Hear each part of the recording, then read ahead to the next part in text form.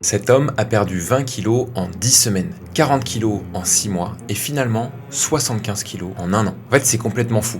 On parle plus simplement de perte de poids ou de changement d'apparence, on peut parler ici de changement d'identité, parce qu'il est devenu une nouvelle personne. Il s'agit ici du docteur Frank O'Neill et il a utilisé une méthode qui est tout à fait personnelle, parce que elle s'adapte à lui, à ses possibilités et ses contraintes. Et je vais t'expliquer comment il a fait dans cette vidéo parce que les résultats, ils ont l'air extrêmes, mais son discours à lui, il est mesuré. Et c'est assez rare pour le souligner. Je suis Thomas, j'ai cofondé Papa in Shape, c'est clairement mon boulot que de guider des hommes à se transformer physiquement. Et justement, le docteur O utilise plusieurs de nos principes dans sa méthode. Laisse-moi donc te donner ici les 4 axes principaux sur lesquels il a agi et qui peuvent t'inspirer à faire de même. La première règle que s'est fixée le docteur O, c'est celle de la fréquence de ses jeûnes. Parce que pendant un an, il a jeûné un jour sur 2. Ce qui fait qu'il avait 3 ou 4 jours de jeûne par semaine. Au niveau des calories, il en mangeait environ 3000 les jours où il s'alimentait. Donc si on prend une moyenne sur 2 semaines, ça lui fait une moyenne de 1500 calories par jour. Je te donne cette information parce que c'est ce qui est majoritairement mis en avant dans la perte de poids. Le fameux déficit calorique. Et bien sûr, jeûner la moitié du temps, ça réduit considérablement l'apport en calories et c'est un élément qui est important dans la perte de poids du docteur O. Je t'ai même parlé de la diète militaire dans cette vidéo, ou comment perdre 5 kilos en 3 jours, et le nombre de calories journaliers durant cette diète, c'était d'environ 1400. Pourtant, je t'expliquais que ce régime-là, il n'était pas efficace pour perdre du poids. La différence ici avec l'expérience et la méthode du docteur O, elle réside en fait dans les autres paramètres qu'il a pu prendre en compte durant sa perte de poids. Comme par exemple la qualité de son alimentation. Parce que premièrement, les règles qui s'étaient fixées étaient de ne manger que 40 à 60 grammes de glucides dans la journée, avec la moitié consommée avant de faire de l'exercice. C'était aussi de manger au moins 40 grammes de protéines par repas, parce qu'il visait un total de 220 grammes de protéines par jour, et de manger autour de 10 à 15 grammes de fibres par repas, pour viser un total de 50 à 60 grammes par jour. Dans les principes, on a donc la consommation d'une quantité pertinente et non abondante des glucides, c'est un privilège donné aussi aux protéines dans son alimentation, et enfin une part belle aux fibres, parce qu'elles se trouvent en majorité dans les légumes, et ça fait en fait simplement partie des principes qu'on a fait adopter à nos 5000 Papa in Shape accompagnés depuis le début. Parce que consommer la bonne quantité de glucides, ça fournit de l'énergie, sans exagérer ou perturber la sensibilité à l'insuline par exemple. Et les aliments protéinés, c'est ceux qui ont l'effet thermogénique le plus important, c'est-à-dire qu'ils vont demander à ton corps plus d'énergie pour être digérés que les autres, ils vont avoir un fort pouvoir de satiété, et en plus, ils sont très importants pour ta masse musculaire. Et enfin, les légumes, c'est un excellent moyen de remplir considérablement son assiette, avoir un beau volume alimentaire sans pour autant ajouter une grande quantité de calories et d'énergie dans son alimentation. L'activité physique, ça a également été un élément important de l'hygiène de vie du docteur O.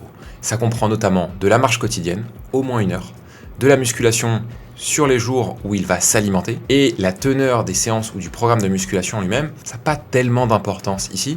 Pour moi, ce qui est intéressant, c'est le caractère quotidien et donc régulier de l'activité physique et l'importance qui est donnée par le docteur O au renforcement musculaire. Ça, c'est vraiment le second socle de la perte de poids ou de la transformation physique, parce que un physique qui est athlétique, qui est musclé, qui est moins gras, c'est un physique d'homme actif. C'est aussi un physique qui nécessite de l'activité physique, et c'est un physique qui permet aussi de ne pas reprendre plus tard. Parce que une fois qu'on a de la masse musculaire, on va avoir un besoin en énergie qui est plus important. Donc si on se remet à manger davantage, on a la place pour ça.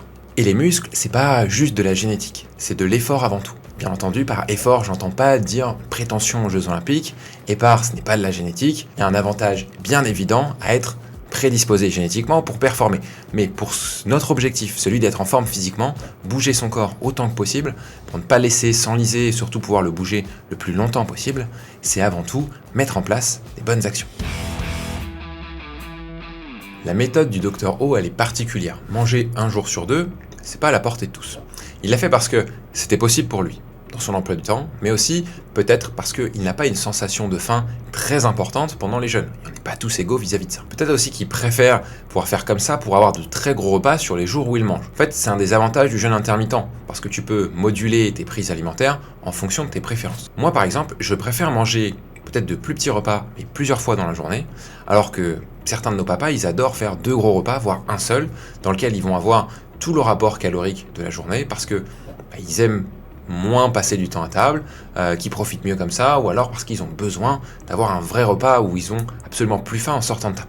Un message qui est important de la part du Dr O ici, et que moi j'apprécie particulièrement, c'est qu'il dit de ne pas limiter. À la place, il dit plutôt trouver ce qui fonctionne pour soi. Et chez Papa In Shape, le coach, il a exactement cet objectif. Il va s'adapter à chacun, à son rythme, à ses préférences, à ses goûts, à ses objectifs. Parce que la destination, et pour arriver à cette même destination, chaque papa va pouvoir passer par un chemin qui est différent. Et la communication, elle est vraiment au centre du coaching. Parce que pour obtenir une adaptation qui est durable, et ne pas être dans un énième régime supplémentaire, ne pas être dans un effet yo-yo, la clé du changement, c'est le temps, c'est l'adhérence. Et puis pour durer, il faut s'adapter.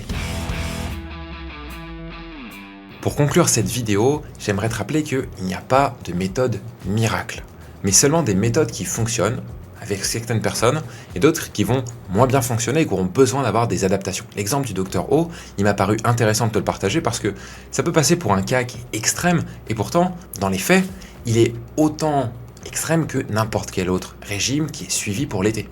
La différence ici, c'est que son but, ça n'a pas été de trouver un raccourci ou de trouver quelque chose de rapide, mais trouver quelque chose qui fonctionne, quelque chose qui est tenable, afin qu'il puisse perdre l'entièreté de ses 75 kilos, voire même un peu plus, sans jamais les reprendre. Et se donner 1 an pour ce genre de perte de poids, c'est assez raisonnable en fait. Peut-être même qu'il aurait pu aussi bien le faire en 2 ans, si son corps avait répondu moins efficacement aux méthodologies qu'il avait mis en place. Parce que, à la fin, le Dr O, ses habitudes, il est prêt à les tenir aussi longtemps qu'il le faut, tout simplement parce que c'est pas perçu comme une contrainte à ses yeux. Mais chercher à le faire le plus vite possible, ça aurait grandement multiplié les risques de faire le yo-yo et de reprendre tout le poids qu'il avait difficilement perdu. Et chez Papa In Shape, nous on se creuse la tête chaque jour pour pouvoir mener nos papas à leur objectif. On a déjà aidé plus de 5000 papas, notre suivi il fonctionne et on recherche des hommes qui sont nés entre 1955 et 1987 et qui désirent être accompagnés par un coach Papa In Shape. Si c'est ton cas, alors clique sur le lien qui est épinglé dans les commentaires et réserve une consultation gratuite avec l'un de nos coachs.